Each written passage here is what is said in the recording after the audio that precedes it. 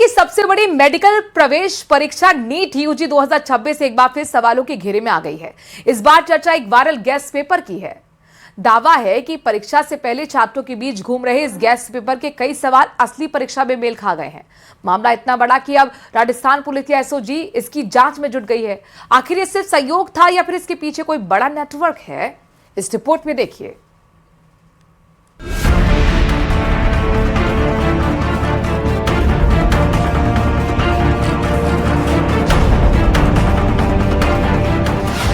Viral guest paper के चलते विवादों में नीट यूजी। एनटीए ने केंद्रीय एजेंसियों को सौंपा मामला। छात्रों और अभिभावकों में बढ़ी चिंता। सत्ता पक्ष और विपक्ष में भी आरोप प्रत्यारोप।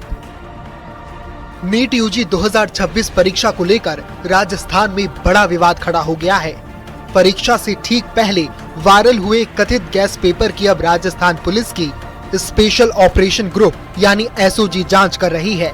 आरोप लग रहे हैं कि 3 मई को हुई परीक्षा से एक दिन पहले कुछ छात्रों तक व्हाट्सएप ग्रुप के जरिए एक पीडीएफ पहुंची। बाद में इसकी फोटोकॉपी भी कई जगहों पर बांटी गई। राजस्थान एसओजी के एडीजी विशाल बंसल ने खुद इस बात की पुष्टि की है कि गेस्ट पेपर आया था, लेकिन जांच चलने की भी बात कही जा रही है। आज से नहीं, वो काफी एग्जाम के करीब 15 दिन पहले, महीना भर पहले तब उनके पास में ये आ रखा था। जैसे किसी ई मित्रा पे किसी ने फोटोकॉपी कराई तो ई मित्रा वाले ने आगे उसको फोटोकॉपी को आगे देना शुरू किया। तो हमारी जांच इस गेस्ट पेपर के बेसिस के ऊपर जो चीटिंग हो रही है या किसी प्रकार का क्या कोई क्राइम हो रहा है उसके ऊपर केंद्रित है कि हम उसकी देखें। विवाद बढ़ने के बाद एनटीए ने आधिकारिक बयान जारी किया है। एजेंसी ने कहा कि 3 मई को परीक्षा तय कार्यक्रम के मुताबिक और पूरी सुरक्षा व्यवस्था के साथ आयोजित हुई थी।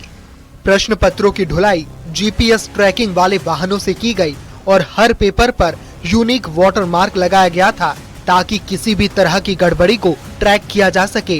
परीक्षा केंद्रों पर एआई आधारित सीसीटीवी मॉनिटरिंग, बायोमेट्रिक वेरिफिकेशन और 5G जैमर जैसी हाईटेक सुरक्षा व्यवस्था भी लागू की गई थी। एनटीए के मुताबिक 7 मई की रात उसे परीक्षा में कथित अनियमितता और माल प्रैक्टिस से जुड़े इनपुट मिले थे। इसके बाद 8 मई को ये जानकारी केंद्रीय जांच एजेंसियों को सौंप दी गई ताकि मामले की स्वतंत्र और निष्पक्ष जांच हो सके। एनटीए की ओर से यह बयान जारी किया गया जिसमें कहा गया है कि नीट एग्जाम का आयोजन सुरक्षा के कड़े मानकों के तहत किया गया था। जो कथित अनियमितता की बात आ रही है उसकी जांच केंद्रीय एजेंसियां कर रही है। आगे की कार्रवाई एजेंसियों के निष्कर्ष के आधार पर किया जाएगा। एसओजी की शुरुआती जांच में दावा किया जा रहा है कि वायरल गेस्ट पेपर में करीब 410 सवाल थे। इनमें से बड़ी संख्या में सवाल परीक्षा के केमिस्ट्री सेक्शन से मेल खाते बताए जा रहे हैं। कुछ सूत्रों का दावा है कि कुल मिलाकर करीब 150 सवाल मैच हुए। बताया जा रहा है कि ये कथित गेस्ट पेपर केरल से राजस्थान की सीकर तक पहुंचा था और पिछले कई दिनों से छात्रों के बीच घूम रहा था। जांच एजेंसियां अब इसकी डिजिटल ट्रेल खंगाल रही हैं। एसओजी का कहना है कि ये पता लगाया जा रहा है कि गेस्ट पेपर सबसे पहले किसने तैयार किया, किसने इसे वायरल किया और क्या इसके पीछे कोई संगठित नेटवर्क काम कर रहा था। हालांकि पूरे मामले पर राजनीति भी तेज हो गई है। नीट के पेपर लीक के मामले में राजस्थान पुलिस ने जिस तरह से तत्काल त्वरित कार्रवाई की है उसने बता दिया है कि राजस्थान अब पेपर माफियाओं के लिए आराम गाह नहीं है।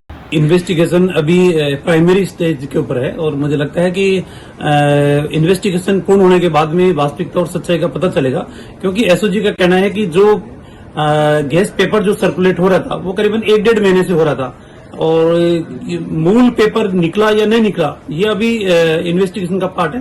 तो इसके ऊपर अगर कुछ कहना मेरे ख्याल से जल्दबाजी होगा। प्रदेश के अंदर जो भाजपा की सरकार है ये पेपर कराने में जो है नाकाम है और 5-5 लाख रुपए 10-10 हजार में यूं कहूं 20-20 हजार में पेपर बट रहे हैं। तो नौजवानों का भविष्य जो है वो खतरे में है। आप जो है पेपर नहीं करा पा रहे हैं। कहाँ पे हैं आपने जो बड़े बड़े वादे किए थे कि पेपर माफियाओं को हम जो है जेल में डालेंगे, आज आपके सारे वो वादे जो है खोखले होते नजर आ रहे हैं। एसओजी ने पेपर लीक से साफ इनकार कर दिया है। अधिकारियों के मुताबिक जांच अभी शुरुआती स्तर पर है। कुछ लोगों से पूछताछ की जा रही है और देहरादून कनेक्शन भी सामने आया है। हालांकि अब तक किसी की भी गिरफ्तारी नहीं हुई है। देश भर के लाखों छात्र हर साल डॉक्टर बनने के सपने के साथ नीट परीक्षा देते हैं। गेस्ट पेपर और सवालों के मैच होने के दावों ने छात्रों और अभिभावकों की चिंता बढ़ा दी है। हालांकि अभी तक किसी आधिकारिक गड़बड़ी की पुष्टि नहीं हुई है, लेकिन अब सबकी नजर एसओजी की जांच और आने वाली रिपोर्ट पर टिकी हुई है। इसके साथ ही साथ एनटीए ने छात्रों और अभिभावकों से यह अपील की है कि वह धैर्य बनाए रखें, क्योंकि एनटीए पारदर्शिता में विश्वास करती है। कैप्टन जगदीश गौतम के साथ विनीत कुमार, न्यूज 18 दिल्ली। प्रधानमंत्री नरेंद्र मोदी की ओर से देशवासियों से पेट्रोलियम उत्पादों, सोना और फिजूली खर्च में कटौती की अपील के बाद राजस्थान की राजनीति गर्मा गई है। कांग्रेस और बीजेपी इस मुद्दे पर आमने सामने आ गई हैं। कांग्रेस नेता प्रताप सिंह खाचरियावास ने सरकार को घेरा, तो बीजेपी नेता राजेंद्र राठौर ने प्रधानमंत्री की अपील को देशहित में जरूरी बताया है।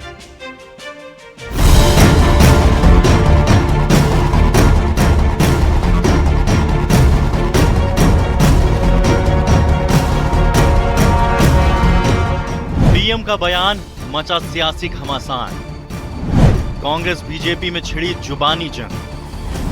खर्च कटौती पर सियासी बयानबाजी। पेट्रोल डीजल की खरीद पर जो विदेशी मुद्रा खर्च होती है, पेट्रोल डीजल बचाकर हमें वो मुद्रा भी बचानी है।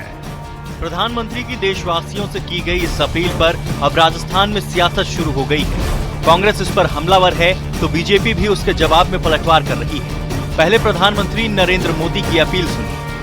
साल भर तक घर में कोई भी फंक्शन हो, कोई भी कार्यक्रम हो, हम सोने के गहने नहीं खरीदेंगे, सोना नहीं खरीदेंगे। विदेशी मुद्रा बचाने के लिए हमारी देशभक्ति हमें चुनौती दे रही है और हमें इस चुनौती को स्वीकार करते हुए विदेशी मुद्रा को बचाना होगा। पीएम की इस अपील पर कांग्रेस नेता और पूर्व मंत्री प्रताप सिंह खाचरियावास ने तीखी प्रतिक्रिया दी। उन्होंने कहा, सरकार खुद करोड़ों रुपए खर्च करती है। अगर आर्थिक संकट इतना बड़ा है तो सबसे पहले सरकार को अपने फिजूल खर्चे बंद करने चाहिए। प्रधानमंत्री जी कह रहे हैं हेलीकॉप्टर सरकार उड़ा रही है, बड़े बड़े नेताओं के काफिले चल रहे हैं, बीजेपी की बड़ी बड़ी रैलियां हो रही है, बीजेपी के नेताओं के, मंत्रियों के, प्रधानमंत्रियों के खर्चे इतने स्पेशल हैं। आप किससे खर्चे कम करवा रहे हो? लोग तो रोटी के लिए संघर्ष कर रहे हैं, रोजगार के लिए संघर्ष कर रहे हैं, और पूरी सारी बात आप जनता के ऊपर डाल देते हो। आप मुझे ये बताइए, जनता को दिया क्या है? आपने नरेगा बंद कर दी। नरेगा बंद होने से लोग तो भूख से मर रहे हैं। लोगों का आपको पता है, हमने खाद्य सुरक्षा गारंटी कानून में गेहूं चालू किया तो गेहूं बेचारों का लैप्स कर दिया, गेहूं बंद कर दिया लोगों का। तो आप कह रहे हो खर्चे कम करो, सोना खरीदना बंद कर दो, पेट्रोल डीजल खरीदना बंद कर दो, खाद तेल के लिए कह रहे हैं, तो रोटी खाना भी बंद कर दें क्या कर रहे हो? पहली बार ऐसा देखा है सरकार की तरफ से आगे बढ़कर पूरी नसीहत। सरकार खुद को तो सही साबित करना चाहती है, जनता को गलत साबित करना है। वहीं बीजेपी नेता राजेंद्र राठौर ने कांग्रेस की प्रतिक्रिया को राजनीतिक बयानबाजी बताया। उन्होंने कहा कि वैश्विक हालात का असर भारत की अर्थव्यवस्था पर पड़ना स्वाभाविक है। भारत अपनी जरूरत का 80% क्रूड ऑयल आयात करता है। ऐसे में ऊर्जा बचत बेहद जरूरी हो गई है। आज हमारी अर्थव्यवस्था दुनिया की चौथी अर्थव्यवस्था है। 7.4% विकास दर से हमारी अर्थव्यवस्था बढ़ रही है। ऐसे समय में प्रधानमंत्री जी का लक्ष्य हमारे भारत को अर्थव्यवस्था में पहले पायदान पर ले जाने का है। इसीलिए उनकी अपील बड़े सामयिक है। हम सब देशवासियों को उनकी अपील पर मानना चाहिए। कार पुलिंग से लेकर और आज बिगड़ते हुए पर्यावरण को ठीक करने से, आज जिस प्रकार का प्रदूषण हो रहा है उससे बचाव के लिए, और सोने की खरीद को रोकने तक से लेकर विवाह के अंदर फिजूल खर्ची और सैर सपाटों में फिजूल खर्ची, इन सब को के बारे में जिस प्रकार की अपील की है, मैं समझता हूँ कि देश जिस मोड़ पर पहुंचा है, प्रधानमंत्री जी की अपील समसामयिक है।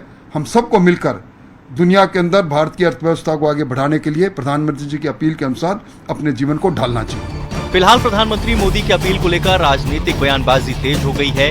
कांग्रेस इसे जनता पर बोझ डालने वाली सलाह बता रही है, तो बीजेपी इसे देशहित और आर्थिक मजबूती की दिशा में जरूरी कदम बता रही है। न्यूज 18 के लिए सुधीर शर्मा की रिपोर्ट।